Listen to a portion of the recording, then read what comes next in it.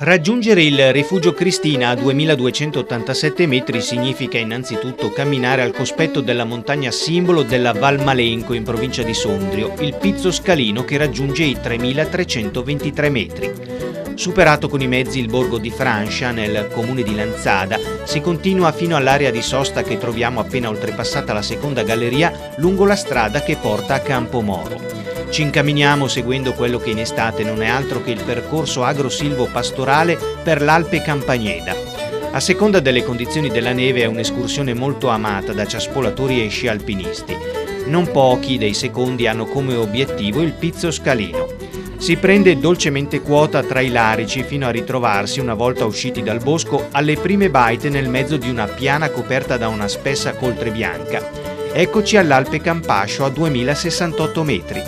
Qui abbiamo due possibilità per raggiungere la nostra meta. Prendendo a destra ci guida il segnavia 347, mentre procedendo in avanti le indicazioni sono quelle del 347/1. Il sentiero 347 inizialmente sale con una certa pendenza, di nuovo tra radi larici, ma presto ci si ritrova ai margini dell'aperta e vasta distesa che si sviluppa nel piano di Campagneda. Il sentiero 347/1, poco più lungo, ci accompagna invece all'Alpe Campagneda su un comodissimo tracciato dove sorge il rifugio Karun Kash a 2170 metri. I due itinerari poi si incontrano e si sovrappongono a 2200 metri di altitudine. Avvicinarsi all'Alpe Prabello e al Rifugio Cristina è un vero piacere, seguendo un percorso praticamente pianeggiante che regala uno splendido panorama sulle vette della Val Malenco.